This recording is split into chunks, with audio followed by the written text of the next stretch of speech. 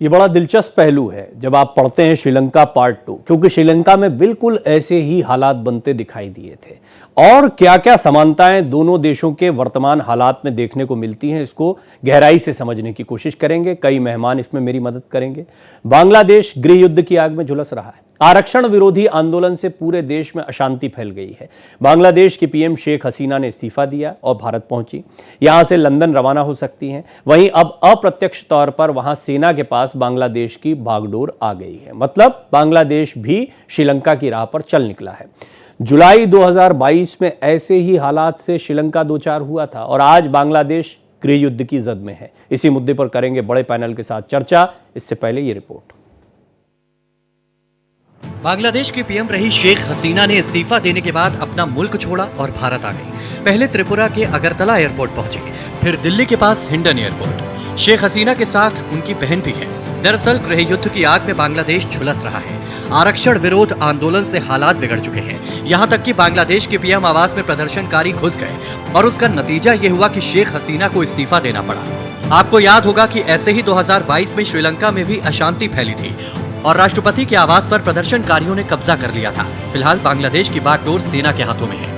अब बांग्लादेश की फौज के पास क्या विकल्प था कि या तो वो तिएनअनमेन स्क्वायर जैसा नरसंहार करे, तो ये तो बिल्कुल जैसे कि श्रीलंका में हुआ था विक्रम राणा सिंघे के साथ की सरकार के साथ, वैसा उन्होंने तो अटैक कर दिया है बांग्लादेश के प्राइम मिनिस्टर के आवास के ऊपर। वहीं बांग्लादेश में प्रदर्शनकारियों ने बंगबंधु शेख मुजीबुर रहमान की मूर्ति पर चढ़कर हथौड़े चलाए। देशव्यापी कर्फ्यू को दरकिनार कर हजारों की संख्या में प्रदर्शनकारी लॉन्ग मार्च के लिए ढाका के शाहबाग चौराहे पर इकट्ठा हुए थे। इससे पहले रविवार को हुई हिंसा में 100 से ज्यादा लोगों की मौत हो गई थी। स्थिति बेहद खतरनाक है। दरअसल बांग्लादेश में आरक्षण के मुद्दे को लेकर कई बार हिंसा भड़क चुकी है। प्रदर्शनकारियों की मांग थी कि स्वतंत्रता संग्राम सेनानियों के परिजनों के लिए 30% सरकारी नौकरियों को आरक्षित करने वाली कोटा प्रणाली को समाप्त किया जाए। बहरहाल अब बांग्लादेश में शांति बहाली कब होती है, ये एक बड़ा सवाल है। Bureau report, Bharat express. यदि आप इतिहास से बहुत वाकिफ नहीं हैं तो ये इतना सीधा सीधा नहीं है कि आरक्षण पर सड़कों पर लोग निकल आए हैं। जिन मुजीबुर रहमान की मूर्ति को आप तोड़ते हुए लोगों को देख रहे थे, वो सबसे बड़े नायक के तौर पर बांग्लादेश में देखे जाते हैं। इसकी वजह है कि बांग्लादेश बना ही उनकी पहल पर था। पहले पाकिस्तान का ही हिस्सा था। लंबी लड़ाई उन्होंने लड़ी और उनका सम्मान अभी तक बरकरार रहा। तो उनकी मूर्ति को तोड़ने का प्रयास कौन लोग कर रहे हैं, ये समझने जैसी बात है। दो धड़ों में जनता भी बटी दिखाई देती है यहाँ पर बांग्लादेश में। इसको भी गहराई से समझेंगे और इसमें कई मेहमान मेरी मदद करेंगे, जिनमें से ब्रिगेडियर बीके खन्ना साहब, जो कि रक्षा विशेषज्ञ के तौर पर मेरे साथ जुड़ रहे हैं। और मैं आपको बता दूं, खन्ना साहब का एक विशेष परिचय कि बांग्लादेश, मेरी जो जानकारी है, बांग्लादेश वॉर का जो 1971 का समय था उसका वो हिस्सा भी रहे हैं और बांग्लादेश के साथ उनका क्या जुड़ाव रहा है, किस तरीके से वो इसके चश्मदीद रहे हैं, वो उनसे मैं जानने की कोशिश करूंगा। खन्ना साहब, आपका बहुत स्वागत करता हूं, क्योंकि पैनल पे आपके जैसा कोई गेस्ट हो तो ज्यादा बारीकी से समझा जा सकता है। और ऐसे ही मेरे दूसरे गेस्ट हैं doctor Nishakant Ojha ji, foreign affairs के एक्सपर्ट हैं और बड़ी गहराई से वो सारी बातों को देखते समझते हैं और हमें समझाते भी हैं। डॉक्टर ओझा, मैं आपका भी स्वागत करता हूं। तो खन्ना साहब, आपसे ही शुरुआत करता हूं। जैसा मैंने कहा, मुजीबुर रहमान ये नायक रहे हैं, आज तक रहे हैं, मेरी जानकारी में तो अभी तक रहे हैं। इनकी मूर्ति को तोड़ने का प्रयास करने वाले, यानी एक बात सही, एक साफ हो जाती है कि बांग्लादेश बनाने की, जो बांग्ला संस्कृति को बचाने की एक मुहिम के तहत ये शुरू हुआ था। आपको याद होगा, उर्दू बांग्ला इसकी लड़ाई शुरू हुई जिन्ना के भाषण के बाद में, और फिर मुजीबुर रहमान को एक मौका मिला नायक के तौर पर उभर। आज हालात ऐसे दिखते हैं कि प्रो पाकिस्तानी हावी हो रहे हैं। ये कहना सही होगा बांग्लादेश में? पहले तो ये मैं बता दूं कि मूर्ति कहाँ पर है। 2019 के अंदर हम बांग्लादेश गवर्नमेंट ने हमें बुलाया था, जितने हमें फ्रीडम फाइटर बोलते हैं, क्योंकि हमने 71 वॉर उनके लिए लड़ी थी। तो उसके अंदर ये मूर्ति जो है, जहाँ पर प्राइम मिनिस्टर का घर है, उसके सामने ही है ये मूर्ति, बड़े वाली मूर्ति सामने के लिए। और ये जो क्राउड का एक किस्म से बिहेवियर होता है ना, उसके अंदर वो क्राउड के अंदर देखता नहीं कि कौन कैसे रहते। उनको ये भी नहीं मतलब है क्या है, एकदम से आपने देखा होगा कि उन्हें जाके अंदर आके खाना खाना शुरू कर दिया है। अंदर उन्होंने रसोई के अंदर से अपना खाना किया, तो इस साथ में वहां से कोई जो भी सामान मिला उठा के लेके जा रहे हैं। ये क्राउड बिहेवियर होता है, तो उसका इतना ज्यादा सिग्निफिकेंस नहीं देना चाहिए। दूसरी बात है कि अभी जो हुआ है, आप बांग्लादेश के अंदर अगर देखा जाए तो 1971 से लेकर अभी तक के बहुत coup हो चुके हैं, और तो प्रोमिनेंट है उसके अंदर 29 के करीब में जो है, कभी कभी थोड़े थोड़े coup होते रहे, कोई सक्सेसफुल है, कोई मतलब जो है उनको पहले से तोड़ दिया गया है। तो कहने का मतलब जो है, हम एक चीज मैं वो बताना चाहूंगा, इसमें कोई 71 वॉर के अंदर हमारे पास में ये जिया मानते उस टाइम के अंदर, जिया एक कर्नल थे हमारे साथ के अंदर है, वो एक अपने जो है बांग्लादेश की राइफल्स की थी, उनकी वो कमांड कर रहे थे हमारे कंडर थे। जी तो वो उसी के अंदर हमने जब भी देखा था, तो वो उनके अंदर वो कुछ एक बहुत ही एम्बिशियस तरह के थे। इसी वजह से आपने देखा बाद के अंदर उन्होंने ही तख्ता पलट किया है 1975 के अंदर है, और बाद के अंदर जिया रहमान जो वहाँ के प्रेसिडेंट बने, और उसके बाद में उनका खुद की हत्या हो गई 4-5 साल के बाद 1980 के अंदर। तो वो है कि वहाँ पर एक किस्म से ये लगातार चलता आ रहा है कि जो है कहीं ना कहीं ये coup होते रहे। दूसरी बात है, अभी ये जो coup हुआ है उसके अंदर जो है, पहले ये मुक्ति बाहिनी जिन्होंने हमारे साथ में काम किया था, वो जो है वो लड़े थे रात, जो मतलब जो है उनको उस टाइम में हम मुक्ति बाहिनी कहते थे, आजकल उनको मुक्ति योद्धा कहते हैं। तो मुक्ति योद्धा को इनिशियली जो है उन्होंने कहा था कि थोड़ा सा नेचुरली उनको एक किस्म से गिफ्ट देने के लिए कि आपको आरक्षण, आपके परिवार को जो आरक्षण दिया जाएगा, और वो पहले 10 साल तक तो उनको बढ़ाते चले गए। जी, मैं ब्रिगेडियर खन्ना मैं निशाकांत एक्सेप्टेंस नहीं था जी जी जी, तो क्या एक्सेप्टेंस नहीं है, और उसी को मतलब जो है मैं थोड़ा सा दर्शकों को बता भी देता हूं। मुक्ति वाहिनी जिसकी बात हो रही है उसके साथ में रजाकार भी दो चलते थे, और ये बहुत पुरानी कहानी है। रजाकार यानी ये बांग्लादेश में ही दो गुट बन गए थे, एक वो जो उर्दू पसंद थे, और ऐसा माना जाता है कि वो जो बिहार क्षेत्र से मूव करके बांग्लादेश में गए थे, वो जो है वो रजाकार के। तो आज भी रजाकार जो है मतलब ट्रेटर के लिए, गद्दार के लिए इस्तेमाल होने वाला शब्द है बांग्लादेश में। और मुक्ति वाहिनी के साथ जो जुड़े थे उनको फ्रीडम फाइटर के तौर पर, जैसा खन्ना साहब बता रहे हैं, उन्हें भी फ्रीडम फाइटर के तौर पर वहां सम्मानित किया जाता है, क्योंकि भारत की तरफ से जो सपोर्टिव सेना थी उसने भी इस आज़ादी की लड़ाई में, जो बांग्लादेश की आज़ादी की लड़ाई थी उसमें सहयोग किया था, तो उनको भी वही सम्मान मिलता है। डॉक्टर ओझा, ये तो ऐतिहासिक दृष्टिकोण है, इस पर एक लंबी चर्चा हो सकती है और कई जानकारियां मिलती भी हैं, लेकिन मैं वर्तमान हालात में जानना चाहूंगा कि बांग्लादेश और श्रीलंका, जैसा हमने कहा कि श्रीलंका पार्ट 2 देखने को मिल रहा है, क्या सिमिलरिटीज आप देखते हैं, और क्या ऐसा माना जाए कि बहुत कनेक्टेड है ये जो भारतीय उपमहाद्वीप में अस्थिरता का माहौल बन रहा है या बनाया जा रहा है, ये बड़ा वेल प्लान्ड है, ऐसा लगता है? बिल्कुल, ये एकदम से अगर आप इसको एनालाइज करें तो बड़ा क्रिस्टल क्लियर एकदम आपको ग्लिम्स दिखेगा इसमें। शुरुआत करते हैं हम श्रीलंका से, और अगर हम मूव करते हैं आप नेपाल, उसके बाद आप आते हैं बांग्लादेश। तो अगर आप सिनेरियो देखिए तो ये एकदम जियोपॉलिटिकल सिचुएशन इन कंट्रीज की एकदम ड्रास्टिकली चेंज हो रही है। और अगर आप देखते हैं बांग्लादेश का, विच इज समथिंग, बांग्लादेश तो हमारे साथ बहुत ही स्ट्रेटेजिक अलायंस था। और अगर हम बात करते हैं जो की फैक्टर है बांग्लादेश का, वो जियोपॉलिटिकल बेसिकली उसकी ज्योग्राफी है, जिसके लिए इंडिया की बहुत बड़ी डिपेंडेंसी उस पर बनी हुई है। वो उसका बॉर्डर जो है हमारा म्यांमार और इनसे कनेक्ट होता है, उसके बाद चिट्टोगोंग, मोंगला और प्यारा जो है 12 पोर्ट्स हैं बे ऑफ बंगाल में। तो अगर आप इसकी जियो पोलिटिकल पोजिशन को देखें तो it's natural link between south Asia and south east Asia. अब अगर इसको कोई डिस्टर्ब करता है तो सीधे सीधे इम्पैक्ट वो इंडिया पे आता है। तो जहां तक अगर ये जो सिनेरियो हुआ जो आपने बताई दिया कि जमात इस्लामी और ये राजगार जो वाला इशू था, ये बेसिकली प्रो पाकिस्तान है। अगर हम बांग्लादेश को देखते हैं तो ईस्ट पाकिस्तान और वेस्ट पाकिस्तान, इसमें दो में डिवाइड किया जाता है। लेकिन जो ये सिचुएशन बनी है, ये बेसिकली इतनी बड़ी सिचुएशन नहीं थी जिसको, इसका शेप जिस तरह से ये हुआ और वहां के पीएम को फ्ली करना पड़ा। तो अगर हम ये बोलते हैं इस्लामिक, अब जमात इस्लामी जो बेसिकली एक तरह से ये प्रो पाकिस्तान है और इस्लामिक ऑर्गेनाइजेशन है, जिसकी एक बांग्लादेश में नहीं और कई कंट्रीज में भी इसकी ब्रांचेस है जो ये अपना प्रोपेगेंडा बेसिकली चलाते हैं। तो जहां तक अगर मैं ये बात करूं तो ये बेसिकली ये प्रेजेंट सिचुएशन जो बांग्लादेश की है, ये एक जमात इस्लामी का एक ग्लिम्स देखने को हमें मिलता है और सीधे सीधे वो आपको लिंक करता है पाकिस्तान से जी।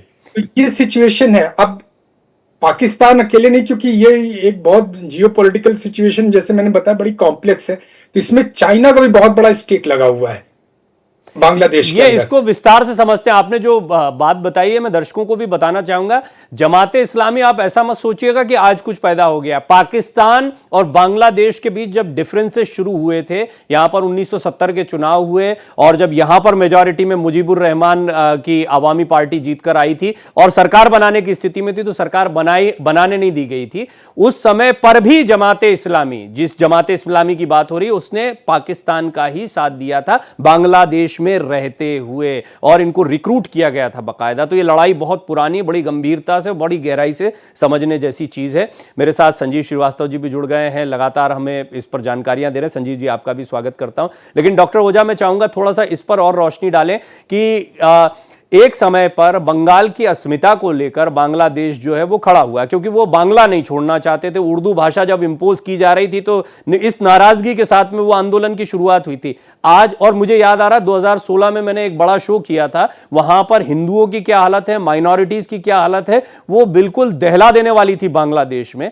क्या आपको लगता है कि धीरे धीरे बांग्लादेश की स्थिति जो है वो पाकिस्तान जैसी ही हो गई है?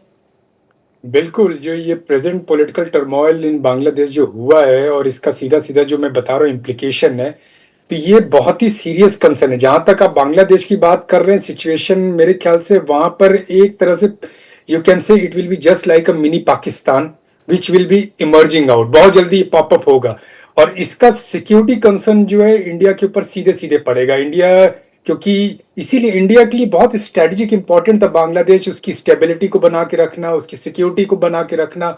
और जो बेसिकली रेडिकल एलिमेंट्स हैं, जैसे इन्फ्लक्स ऑफ रिफ्यूजी है, पोटेंशियल क्रॉस बॉर्डर्स टेंशंस जो हमारे आ रहे हैं, जो इन्फिल्ट्रेशंस हो रहा है, ये बहुत बड़ा कंसर्न हो जाएगा इंडिया के लिए। तो अब ये चीजों को देखते हुए मुझे लग रहा है कि ये इन चुनौतियों पर मैं थोड़ा डिटेल में बात करूंगा संजीव जी, क्योंकि साथ में जुड़े, ब्रेक पर जाऊं उससे पहले उनका कमेंट अवश्य चाहूंगा। संजीव जी, अभी जो वर्तमान के हालात हैं उसमें ऐसा लगता है जमाते इस्लामी या प्रो पाकिस्तानी जो ताकतें हैं वो मजबूत हो गई हैं, और सेना, एक समय पर हमने देखा बांग्लादेश ने अपनी सेना को तैयार किया, उस सेना का इंक्लिनेशन भी क्या पाकिस्तान की तरफ दिखता है? क्योंकि अब सेना का स्टैंड क्या होगा, यही सबके लिए बहुत महत्वपूर्ण होने वाला है। जी देखिए प्रवीण जी, बांग्लादेश की सेना वर्तमान समय में एक केंद्रीय भूमिका में है, लेकिन जिस तरीके से उन्होंने शेख हसीना की सरकार से अपनी दूरी बनाई और इन प्रदर्शनकारियों के विरुद्ध किसी तरीके के एक्शन को लेने से इनकार कर दिया, मूक दर्शक बनी रही, और साथ ही साथ शेख हसीना को उन्होंने बाहर जाने के लिए भी सीमित समय, ऐसी रिपोर्ट्स हैं कि 45 मिनट का उन्हें समय दिया गया। तो ये जो उन्होंने सेना की जो पूरी बदली हुई जो भूमिका सामने आई, उसने शेख हसीना की सरकार के सामने जाहिर है कि कोई ऑप्शंस नहीं छोड़े और उनको इस अपने पद से इस्तीफा देना पड़ा और देश भी छोड़ना पड़ा। तो इसमें जो सेना की भूमिका है वो केंद्रीय है, लेकिन वो संदिग्ध भूमिका भी मैं कहूंगा। और ये जो पूरी भूमिका है, आगे आने वाले समय में और स्पष्ट होगा कि ये सेना वहां पर क्या रुख अख्तियार करती है। लेकिन एक बात मैं अवश्य कहना चाहता हूं कि बांग्लादेश में जो साजिश करता है, चाहे वो घरेलू साजिश करता हो या विदेशी साजिश करता हो, उन्होंने यदि अपने इसी तरीके की स्थितियों को उन्होंने बनाए रखा, बांग्लादेश में जो अस्थिरता है, जो वहां पर हिंसा है, जो वहां पर टकराव है, जो माइनॉरिटीज के ऊपर यदि ऐसे ही किसी तरह के हमले हुए, तो ऐसे में जो बांग्लादेश की स्थितियां अगर ऐसी ही अस्थिर बनी रही, तो इस बात की संभावना से इनकार नहीं किया जा सकता प्रवीण जी कि वहां पर सेना टेक ओवर भी कर सकती है। यद्यपि कि वर्तमान समय तक अभी तक ऐसी रिपोर्ट्स हैं कि सेना एक संतुलनकारी पोस्चर करने की कोशिश कर रही है। जो वहां के सेना के चीफ के द्वारा जो आज प्रेस कॉन्फ्रेंस की गई, उसमें ये कहा गया कि वो एक इंटरिम गवर्नमेंट को बनाने के लिए प्रयास कर रहे हैं, सभी दलों के साथ वो संपर्क में है, इत्यादि इत्यादि।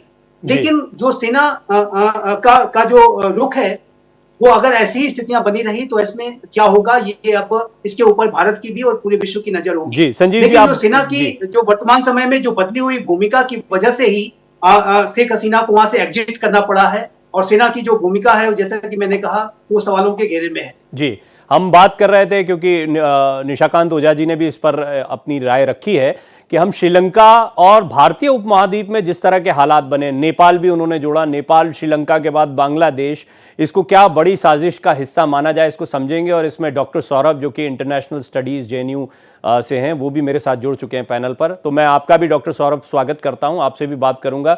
और ब्रिगेडियर BK खन्ना साहब जो कि रक्षा विशेषज्ञ हैं, वो खास मेहमान आज मेरे रहेंगे। मैं आप सभी को बता दूं एक बार फिर कि ब्रिगेडियर BK खन्ना 1971 की जो लड़ाई हुई थी उसमें हिस्सा थे सेना का। उन्हें आज भी फ्रीडम फाइटर के तौर पर बांग्लादेश में सम्मानित किया जाता है। तो वो भी मेरे साथ बने रहेंगे और वो कुछ बता रहे हैं, क्योंकि एग्जैक्टली वो जिस चीज़ के चश्मदीद रहे हैं उसको समझना बड़ा ज़रूरी है। वो हालात आज तक खत्म नहीं हुए हैं। तो डॉक्टर सौरभ, मैं आपसे भी जानना चाहूंगा, क्या ये जो भारतीय उपमहाद्वीप के अलग अलग देशों में अस्थिरता का माहौल है, इनको कनेक्ट करके देखना चाहिए? कोई कनेक्शन दिखता है? बिल्कुल आपने सही बोला कि जो भारत के महाद्वीप में इस लगातार जो अस्थिरता बढ़ रही है, जो कट्टरपंथिता बढ़ रही है, वो एक भारत के लिए एक बहुत बड़ा सरदर्द बनने जा रहा है। एक बांग्लादेश जो एक भारत का एक बहुत अभिन्न मित्र है, अभी तक लगातार रहा है और 15 सालों से वहां एक बड़ी स्थिरता रही है, और वो अचानक एक नए घटनाक्रम में जो अचानक वहां पर अस्थिरता आई है, वो भारत के लिए एक बड़ी चिंतनीय विषय है। वहां पे न सिर्फ कट्टरपंथियों ने अपने कब्जा कर लिया है, बल्कि चीन और पाकिस्तान के जो भी समर्थक हैं वो बड़े उत्साहित होंगे। और भारत जो अमेरिका के साथ मिलकर, क्वाड के साथ मिलकर, एक लंबे समय से बांग्लादेश के साथ मिलकर जो अपने पूरे नॉर्थ ईस्ट के साथ साथ इस पूरे रीजन में एक नई मित्रता का जो एग्जाम्पल था, वो एक मुश्किल दौर से अभी निस्संदेह भारत के सामने बहुत निश्चित मुश्किल दौर। ये एक बड़ा चिंता का विषय है। जी डॉक्टर सौरभ, आपका ये शुरुआती कमेंट हुआ और मैं आपसे बात करूंगा, लेकिन डॉक्टर ओझा, ये भी एक महत्वपूर्ण बात है कि हम देख रहे हैं कि किस तरीके से हालात जो हैं वो जब बिगड़ते हैं तो हम विदेशी ताकतों की बात करते हैं। बांग्लादेश को लेकर एक बड़ा कंफ्यूजन भी मेरे दिमाग में आया कि कई लोगों ने कहा कि अमेरिका भी यहाँ पर दखल चाहता है और यहाँ की जो मैन्युफैक्चरिंग, खासतौर पर गारमेंट के सेक्टर में जिस तरह भारत से भी आगे दिखाई देता है बांग्लादेश, तो कई ऐसी बातें हैं जो इसको महत्व का विषय बनाती हैं। किसका इंटरेस्ट ज्यादा है और वर्तमान परिस्थितियों में आपको कौन सी विदेशी ताकतें ज्यादा जिम्मेदार है? मैंने देखा है दुनिया में कहीं भी बवाल हो, चाइना, अमेरिका, कोई ना कोई बड़ी ताकत का इन्वॉल्वमेंट या उसके हित होते हैं। नहीं, देखिए, चाइना और US तो खैर आप ये कर सकते हैं कि दो खेमे बन गए हैं, और जो कि पूरी जियोपॉलिटिकल सिचुएशन को, वेदर वो एशियान में हो या किसी भी रीजन में हो, उसको ऑपरेट कर रहे हैं, उसको मैनेज कर रहे हैं। जहाँ तक कि इंडिया की अगर हम बात करते हैं तो बांग्लादेश का इंडिया का जो रिलेशनशिप है वो कोई बेसिकली जियोपॉलिटिकल और पॉलिटिकल नहीं था, वो बेसिकली एक तरह से इमोशनल और सेंटिमेंटल रिलेशनशिप भी था। और ये पूरा जो भी हमारी नेबरिंग कंट्रीज है, हम अगर बात करते हैं पाकिस्तान को, वो देखता है कि किस तरह से इंडिया एकदम स्टैंड बाय मोड पे खड़ा रहता है बांग्लादेश के लिए और हर तरीके से उसको सपोर्ट कर रहा है। जहाँ तक पाकिस्तान की मैं बात कर रहा हूँ, और प्राइम मिनिस्टर शेख हसीना का भी स्टेटमेंट आया था कि ISI जो है फुल्ली वहाँ ऑपरेट कर रही है, और उनके स्लीपर सेल भी वो कर रहे हैं जो बेसिकली प्रॉक्सी वॉर्स को इस तरह से मैनिपुलेट करके और उसको पॉपअप कर रहे हैं। तो ये चीजें अगर आप देखें तो कहीं ना कहीं सिचुएशन सिक्योरिटी से कंसर्न हो के फिर इकोनॉमिक, पॉलिटिकल, सोशल, वो सबको कवर करती है 360 डिग्री। जहां तक मैं अभी देख पा रहा हूँ, ठीक है, US की थोड़ी अनबन हुई थी बांग्लादेश में, उनके एम्बेसडर को भी कुछ इश्यूज हुए थे, लेकिन जहां तक अगर आप रियली देखते हैं तो बेसिकली जो मेन कंसर्न है वो पाकिस्तान और चाइना का। ये दो कंट्री एक ऐसी हैं जिनका बेसिकली स्ट्रैटेजिक डिपेंडेंसी बनी हुई है इस कंट्री पे, अगर इनको ऑपरेट करना और अपने आप को वहां पर बेसिकली अपने फुटप्रिंट्स को स्ट्रॉन्ग करना इस रीजन में। जी डॉक्टर संजीव जी भी मेरे साथ हैं। संजीव जी, ये मैं थोड़ा आपकी भी टिप्पणी इस पर चाहूंगा कि बांग्लादेश में अस्थिरता के बाद में भारत का स्टैंड जो है वो बड़ा जरूरी होगा। एक तो पहले तो शेख हसीना कहां पर रहेंगी, यहां रहेंगी, लंदन जाएंगी, इस पर तो विचार विमर्श होता रहेगा, ये भी एक महत्व का विषय है। लेकिन भारत ने पहले भी इंटरवीन किया है क्योंकि भारत के हित सीधे बांग्लादेश की स्थितियों से, आंतरिक स्थितियों से जुड़े हुए हैं। आपको क्या लगता है इस बार कोई स्टैंड लिया जा सकता है? देखिए, भारत का जो एंगेजमेंट है वो बांग्लादेश का, चाहे कोई भी एस्टेब्लिशमेंट क्यों ना हो, मिलिट्री लीडरशिप हो या कोई नई सरकार भी अगर बनती है, तो सभी के साथ भारत अपने एंगेजमेंट्स को बनाए रखेगा। और भारत के लिए यही प्रैग्मेटिक होगा कि वो अपने एंगेजमेंट्स को बनाए रखे, क्योंकि जिस तरीके से बांग्लादेश के अंदर कट्टरवादी जो तत्व हैं, जो विस्तारवादी, आतंकपरस्त जो विदेशी ताकतें हैं, वो जिस तरह से एक्टिव हैं, पाकिस्तान की खुफिया एजेंसी ISI जिस तरीके से वहां पर अपने प्रभाव को लगातार वो बढ़ाने की और बांग्लादेश को अस्थिर करने की साजिशें रचती है। ऐसे में यदि वहां पर ऐसी ताकतों का प्रभाव बढ़ता है, कट्टरवादी ताकतों का प्रभाव बढ़ता है, तो ये भारत की सुरक्षा के लिए भी, भारत के जो पूरे ओवरऑल जो इंटरेस्ट के लिए अच्छी स्थिति नहीं होगी। भारत के लिए ये बेहद आवश्यक होगा कि भारत प्रोएक्टिव तरीके से बांग्लादेश के साथ अपने एंगेजमेंट्स को बनाए रखे। शेख हसीना की जो को स्वयं उनको संरक्षण देने के लिए भारत ने पहले भी, आप देखिए प्रवीण जी, तो भारत ने श्रीलंका में, चाहे वो उनका परिवार के अन्य सदस्य जन रहे हो, उनका स्वयं का पिछला जीवन रहा हो, उसमें उनको प्रोटेक्ट करने में भारत ने बड़ी भूमिका निभाई। आज भी भारत उनको बड़ा संरक्षण दे रहा है। लेकिन आने वाले समय में जो बांग्लादेश के अंदर की जो मिलिट्री लीडरशिप है, या जो विपक्षी जो नेता वहां पर हैं, वहां का जो पूरा ओवरऑल एस्टेब्लिशमेंट है, उसके साथ भारत को एक संतुलित तरीके से, विवेकपूर्ण तरीके से अपने एंगेजमेंट्स को बना के रखना होगा। भारत के लिए इमोशन भी महत्वपूर्ण होते हैं। आपने बड़ी अच्छी बात बोली। मैं आऊंगा खन्ना साहब, आपसे तो हमको थोड़ा विस्तार से सुनना है। मैं चाहता हूं आपको निर्बाध रूप से सुने। मैं भी, संजीव जी भी और ओझा साहब भी सुनना चाहेंगे कि 1971 में जो हालात आपने देखे थे, जिस तरह की स्थितियां बनी थी, और आज जो वर्तमान समय में आप स्थितियां देखते हैं, भारत को तब इंटरवीन करना पड़ा था अंदरूनी मामले में। कुछ तो सहयोग मांगा भी गया। अगरतला कॉन्स्पिरेसी आपको याद होगा, एक तो पूरा काफी कुछ लिखा गया, पाकिस्तान ने पूरा केस भी चलाया, वो एक अलग मसला था, एक अलग दौर था। लेकिन आज के दौर में आप भारत की भूमिका को कैसे देखते हैं सैन्य क्षमताओं के आधार पर? सैनिक के हिसाब से मैं आपको पहले अभी का बता देता हूँ जी कि पाकिस्तान और चाइना दो देश है, वो इंडिमिकल है ऐसा अपना इंडिया कंसर्न। उसके अंदर पाकिस्तान का अभी इतना ज्यादा मैं जोर नहीं दूंगा।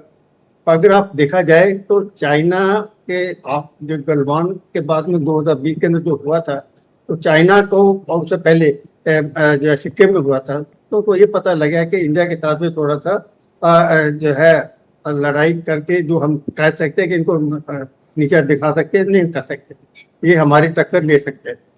तो क्या किया जाए? तो उसके लिए उन्होंने मतलब जो है, आपको पता होना चाहिए कि चाइना जो है लॉन्ग टर्म जो है प्लान बनाता है। तो उन्होंने क्या किया है, अगर आप देखा जाए, अभी एक एक कंट्री के साथ में आता हूँ, नेपाल के अंदर उन्होंने दूसरे वाले जो है अगेंस्ट इंडिया के अंदर ऐसे गवर्नमेंट लेके आ गए हैं जी। आप नीचे जाइए, श्रीलंका के पास में जो आप देखा जाए कि वो अम्बटोटा और वो जो हम तो गए श्रीलंका के अंदर, श्रीलंका के अंदर भी हमने लड़ाई लड़ी थी वहाँ पर ऑपवन के अंदर। तो वहाँ पर अगर आप देखा जाए, कोलंबो के अंदर जो है 450 किलो अपना स्क्वायर का पूरा एरिया जो उनका चाइना किया, हम टोटल जो पूरा चाइना के, तो वो भी वहाँ पर जो है उनका काफी पाकिस्तान तो उनके साथ में है। अभी मॉरिशस उनके अंदर आप सेपरेट, तो अभी उन्होंने एक किस्म से इंस्टेबिलिटी हो रही थी। एक से बांग्लादेश रह गया था, जो कि मतलब जो है, और मैं इसमें मालदीव भी जोड़ देता हूँ, मालदीव को भी जोड़ देता हूँ। मोइजू जब मालदीव नॉट मॉरिशस, मालदीव क्या हुआ था। और अभी एक सिर्फ कंट्री रह गया था, वो था बांग्लादेश, जो कि मतलब जो है इंडिया का फ्रेंड था जब तो उनके शेख हसीना थी। तो उसके लिए कोई ना कोई कारण ढूंढना था, कारण उनको मिल गया। कारण उनको मिलने के बाद ये था कि इसी का जो है 30% जो रिजर्वेशन दे रहे थे मुक्ति योद्धा वगैरह, तो वो मतलब जब उसके ऊपर कंट्रोल किया जा सकता है। ये तो आज की लड़ाई है, नहीं बहुत पहले से आवाज उठती आई है, बहुत पहले से आवाज उठ रही है। उन्होंने बोल दिया था 7% रह गए थे, और फिर 5% उन्होंने बोला था मुक्ति योद्धा को रहने के लिए, बाकी 2% बाकियों को मतलब रहने के लिए। और जो है बहुत लेट आया है, बहुत लेट आया है। तब के अंदर जो है एक किस्म से एक मुद्दा आ गया था, पैसा बहुत ज्यादा चाइना का लग चुका था उसके अंदर है, आपको पता होना चाहिए। उसके बाद वापस होना उसके मुश्किल था। तो ये मैं कह रहा हूँ कि ये पूरा हाथ अभी चाइना का है। उन्होंने अपने जो मुद्दे के अंदर कामयाब हुए। आपने सिलसिलेवार तरीके से ये बात बताई खन्ना साहब। अब भारतीय सेना का स्टैंड ये थोड़ा संक्षेप में बताए तो हम ओझा साहब और अब ये है हमारे लिए क्या, हमारे ये है कि अगर देखा जाए चाइना नॉर्थ के अंदर, क्योंकि हमारा भूटान है, भूटान के साथ में हमारा जो है सिक्योरिटी अरेंजमेंट वगैरह है, तो साथ के अंदर ये कॉरिडोर बनता है जिसको बोलते हैं सिलिगुड़ कॉरिडोर। और सिलिगुड़ कॉरिडोर है 100 किलोमीटर के करीब में, अप्रोक्सीमेट प्लस माइनस।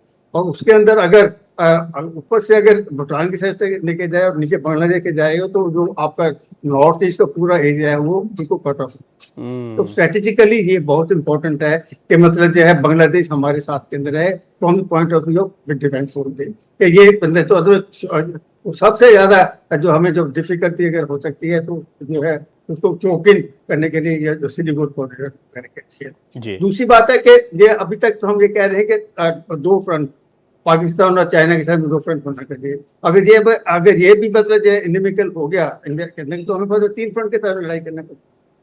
तो वो मतलब जो है एक किस्म से बहुत ज्यादा जो है हमें मतलब अपने रिसोर्सेज घेरने वाली स्थिति, एक घेरने वाली स्थिति है।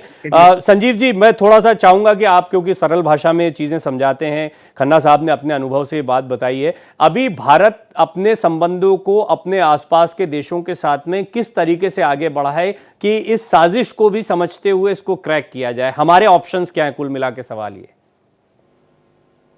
देखिए प्रवीण जी, भारत बहुत ही विवेकपूर्ण तरीके से, बुद्धिमत्तापूर्ण तरीके से अपनी विदेश नीति का संचालन करता है। आप जानते हैं हम ऐसी कोई संकटकालीन स्थिति जब भी आती है तो उसमें जो सबसे पहली प्रायोरिटी ये होती है कि अपने राष्ट्र के हितों को ध्यान में रखते हुए और क्षेत्रीय हितों को भी ध्यान में रखते हुए, वैश्विक हितों को ध्यान में रखते हुए हम निर्णय लेते हैं। तो आज जो बांग्लादेश में जो स्थिति पैदा हुई है उसमें ऐसा मेरा मानना है कि भारत की सरकार बांग्लादेश के जो मिलिट्री लीडर्स के साथ या बांग्लादेश में जो भविष्य में जो भी वहां पे राजनीतिक यदि बदलाव होते हैं, कोई नई पार्टी सत्ता में आती है तो उनके साथ अपने एंगेजमेंट्स को हमें बनाए रखना होगा और भारत की सरकार ऐसा निसंदेह करेगी। भारत की सरकार इस बात को अच्छी तरह से जानती है, समझती है कि चाइना और पाकिस्तान की जो साजिशें बांग्लादेश में भी कितनी गहरी हैं और यदि इन साजिशों को रिस्पॉन्ड करना है, उन्हें जवाब देना है तो बांग्लादेश जैसे राष्ट्र के साथ अपने संपर्कों को लगातार गहरा करना होगा। इसी तरीके की जो रणनीति हम नेपाल के साथ भी कर रहे हैं। नेपाल में भी आप जानते हैं प्रवीण जी कि किस तरीके से चाइना ने वहां पर जो नेपाली कम्युनिस्ट पार्टी जो वहां पे है उसके साथ अपना गठजोड़ करते हुए एक भारत के विरुद्ध पहले एक बड़ी जो है साजिश रच डाली थी। यहाँ तक कि जो काठमांडू में चाइना के एम्बेसडर थी वो जो है अनेक पॉलिटिकल पार्टीज की बैठकें कोऑर्डिनेट करने का भी काम करती थी। तो वो चाइना का जो एक घरेलू राजनीति में जाकर के इंटरवीन करने का जो एक इतिहास रहा है जिसके लिए चाइना कुख्यात है, वो बांग्लादेश में भी इस पूरी साजिश में मेरा ऐसा मानना है कि ऐसा उसकी भूमिका रही है। और ऐसे में चाइना और पाकिस्तान जैसे साजिशकर्ताओं को नाकाम करने के लिए भारत के लिए बेहद आवश्यक होगा कि भारत बांग्लादेश के इस्टेब्लिशमेंट के साथ अपने संपर्कों को बनाए रखे। अभी यहाँ पर मैं एक जिक्र और से करना चाहूंगा कि आपने म्यांमार की स्थिति देखी तो म्यांमार में भी एक गृह युद्ध जैसी स्थिति है। म्यांमार में जो भी स्थिति है उस पर भारत ने बहुत ही संतुलनकारी अप्रोच अख्तियार करते हुए वहां की मिलिट्री लीडरशिप के साथ भी अपने संपर्कों को बनाए रखा है और साथ ही साथ ये जो वहां पर जो ब्रदरहुड अलायंस है, 3 ब्रदरहुड अलायंस, उसके साथ भी भारत के संपर्क है। तो मेरा ऐसा मानना है कि भारत बांग्लादेश के साथ भी अपने संपर्कों को बनाए रखेगा।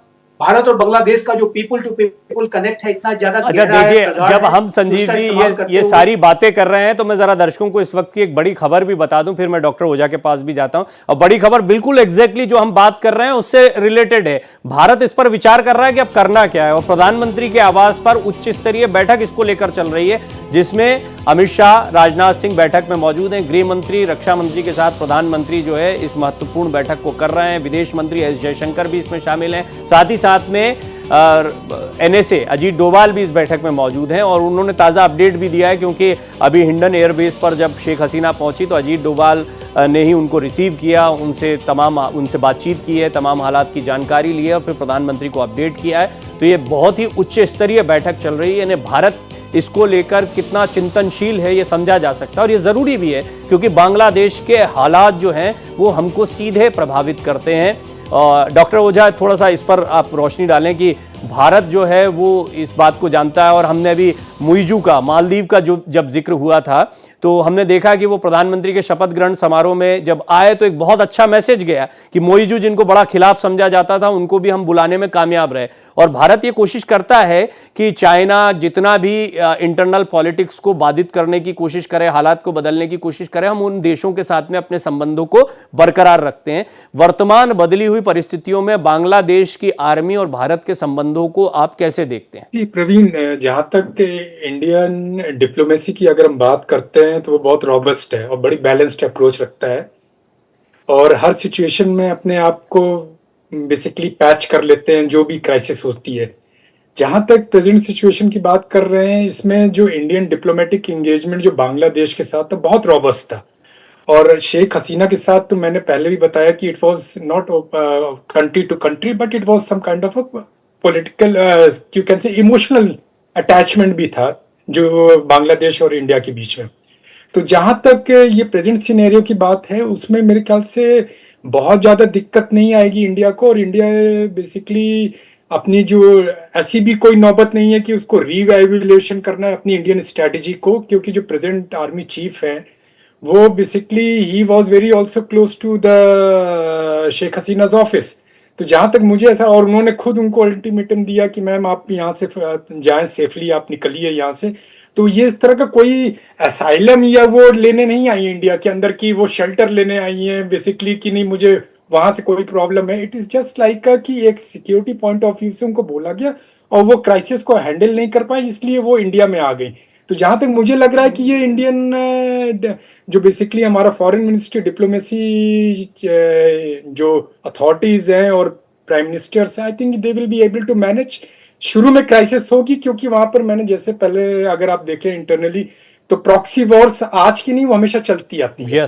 उसके रिजल्ट देखने में कभी कभी टाइम लगते हैं। अब उसका रिजल्ट जो चल रहा था प्रॉक्सी वॉर्स का बांग्लादेश में वो अब दिखा, नेपाल में हमें पहले दिख गया, हो सकता है आगे एक दो कंट्री में। तो वो आपने बड़ा इंपॉर्टेंट पॉइंट यहां पर रेज किया और ये चर्चा को एक दिशा देता है कि यहां पर जो हालात बने हुए देखिए आपकी सेना ने कोई ये आर्मी कूप नहीं दिखाई पड़ता, यानी सेना ने कोई तख्ता पलट नहीं किया, सेना तो साथ में खड़ी हुई है। हाँ, सेना साइलेंट भी रही, मूक दर्शक भी रही, तो उसके इंटेंशंस जो हैं वो बहुत क्लियर नहीं हो पाते। जनता आई है, गुस्से में है, आंदोलन बड़ा होता चला गया, जनता को मौका मिल गया सड़कों पर धीरे धीरे प्रधानमंत्री के आवास तक घुसने का मौका मिल गया। तो क्या ये उनका गुस्सा खत्म हो जाएगा? जनता कितने दिनों तक सड़क पर रहेगी? बहुत सारे सवाल आते हैं। क्या आने वाले दिनों में बांग्लादेश के हालात स्थिर हो सकते हैं? भारत की भूमिका इसमें क्या रह सकती है? संजीव जी, पहले आप मुझे बताएं कि क्या आपको लगता है कि ये क्योंकि सड़कों पर जनता उतरी है और जैसा डॉक्टर ओझा ने ब्रेक से पहले कहा है कि अभी सेना के बारे में कुछ भी कहना बड़ा मुश्किल है। सेना एक तो मूक दर्शक भी रही, खन्ना साहब कह भी रहे थे शुरुआत में, लेकिन सेना ने एक तरीके से सेफ एस्केप भी दिया है, शेख हसीना को निकलने में उनको मौका भी दिया, अवसर भी दिया, वो क्लोज भी दिखाई पड़ते हैं।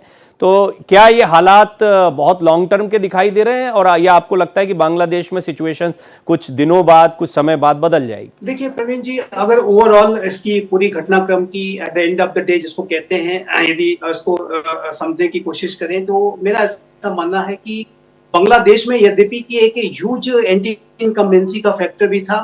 बांग्लादेश में जो हाल के चुनाव कराए गए, उसके पहले भी जो चुनाव वहां पर हुए, उसमें वहां की विपक्षी पार्टीज ने उसको बायकॉट किया, वो संतुष्ट नहीं थे और लगातार शेख हसीना को के ऊपर आरोप लगाते रहे। तो वो जो असंतुष्ट वर्ग है वो एक वहां पर जरूर एक्टिव रहा शेख हसीना के खिलाफ। लेकिन जो साथ ही साथ जो बांग्लादेश की जो कट्टरवादी तत्व हैं, जमाते इस्लामी जैसी जो राजनीतिक दल हैं, उनके द्वारा भी लगातार जो है साजिशों को रचने का कार्य शेख हसीना के खिलाफ किया जाता रहा। और ऐसे में कि जब इतना उन्होंने भारी दबाव बना दिया कि वहां पर एक तख्ता पलट जैसी स्थिति में लाके खड़ा कर दिया। यद्यपि कि सच है कि सेना ने एक संतुलनकारी अप्रोच पॉस्चरिंग को करते हुए अब तक जो अपनी पॉस्चरिंग की है, उससे ऐसा लगता है कि वो स्थितियों को संभालने की प्रयास कर रहे हैं।